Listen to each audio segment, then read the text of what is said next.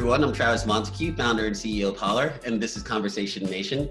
Today, I'm joined with Sara Morrison, reporter at Vox. Sara is a reporter for partner publications at Vox.com and Recode, where she spent the past year writing for their open source project. She specifically covers personal data and digital privacy. Sara, welcome to the show.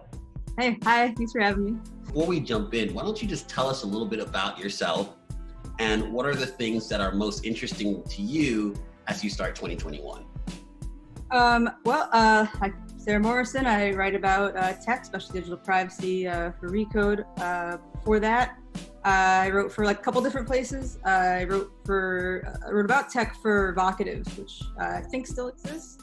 And that kind of got me interested in doing more about tech and also sort of looking at how technology companies sort of run our world now. And that's sort of underpinned by privacy and really the data that they collect about us. That's how they make a lot of money.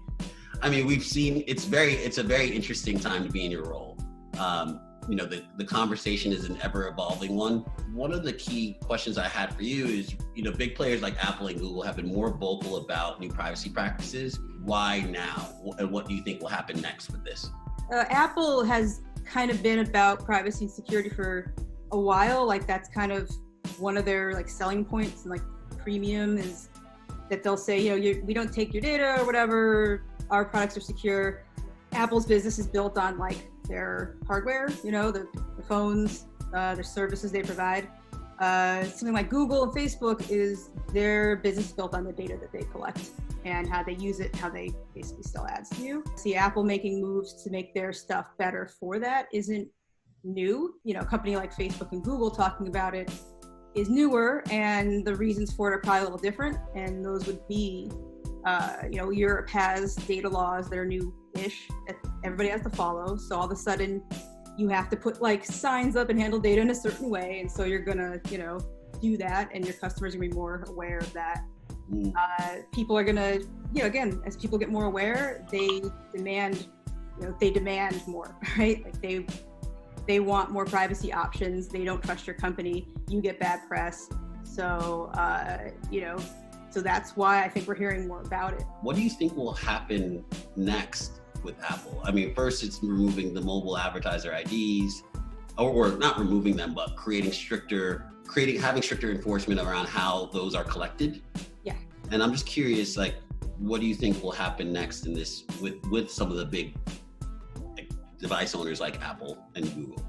I mean, I can't tell the future. I could sort of tell you what'll probably happen based on where we've been. Google has their thing that they rolled out, the thing where you can't like track people's IDs between apps. Like the stuff you do in one has to stay with that. They can't sort of follow you around. So they've introduced that. As far as I know, every company, including Facebook and Google, are going to be following that. We usually see, Google roll out, like Chrome is getting rid of cookies. That comes a couple years after Apple's Safari did the same. So I know Google's working on sort of replacement for cookies and tracking. That's supposed to be better for privacy. So we'll see sort of replacements or things with new labels on them. But again, an economy that's billions of dollars based on collecting data is not going to stop collecting data. To me, it's a little concerning that companies, instead of trying to reinvent the way that they do things, they use the intellectual horsepower to figure out how to essentially keep doing the things the way that they have done them.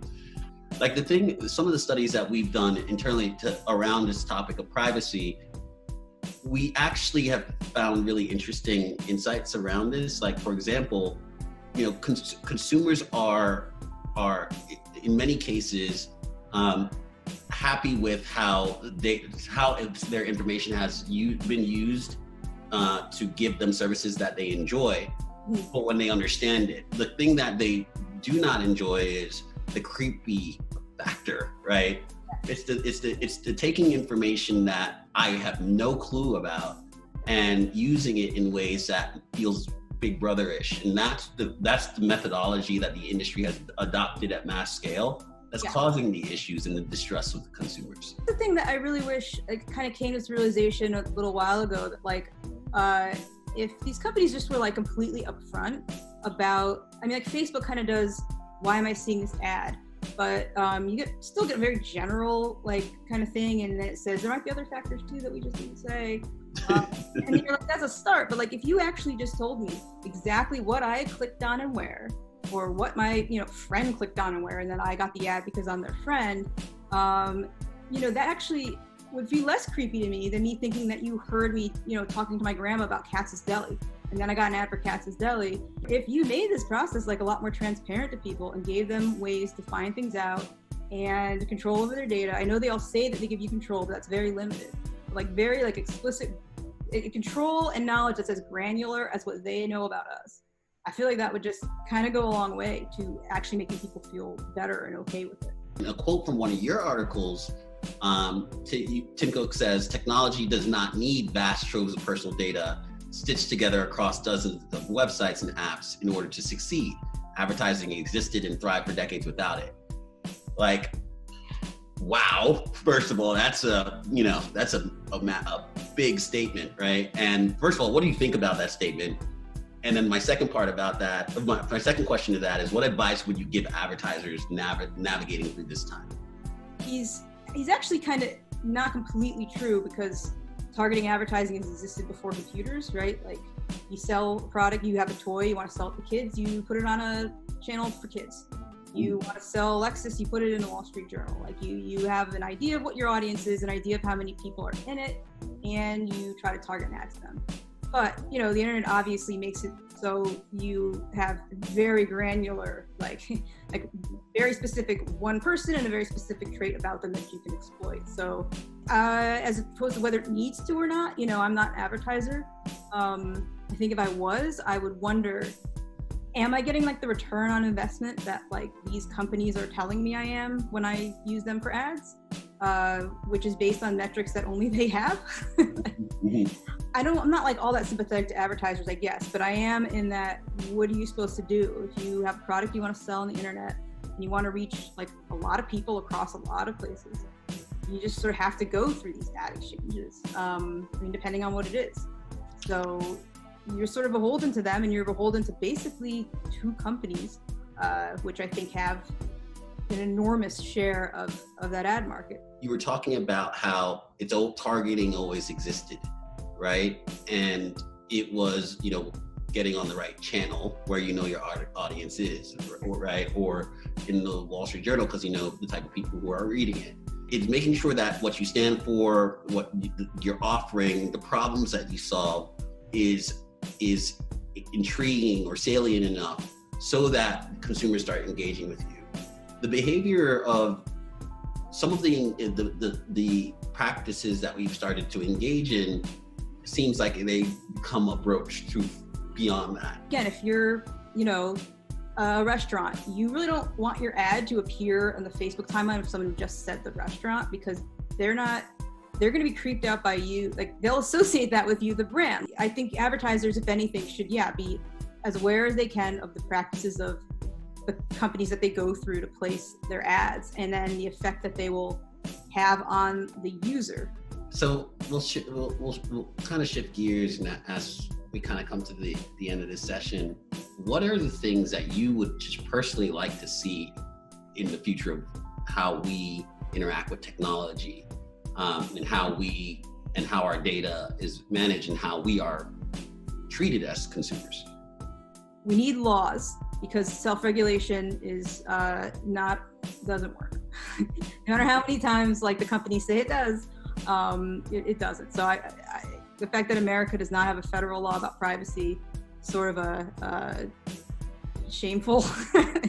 Consumer-friendly laws that like make it so you aren't opting out of something, like a tiny thing box at the bottom of a website that you don't even know exists and can't see, but like you have to opt into having that stuff shared. That would be good. And then also, like I said before, like transparency. I think people would, I maybe it's just me, I would be a lot more comfortable with it. And then also, that's assuming I feel like I can trust a lot of these companies, because there's a lot of reasons why we sort of feel like we can't. Like, there's a lot of trust that's been broken in the past. So, I guess that's what I'd like to see. Just more consumer more consumer choice, more consumer awareness, and then just a lot of transparency. And I think companies that really wanted to can do that, but I don't know how many of them really do. I don't know how many of them really do, and I don't know how many of them really feel like they have to. Well, Sarah, thank you for the great conversation. I love the thoughts, the ideas, the insight, and I'm sure everybody will find it as valuable as I. So thank you so much for joining us today, and let's see how 2021 plays out.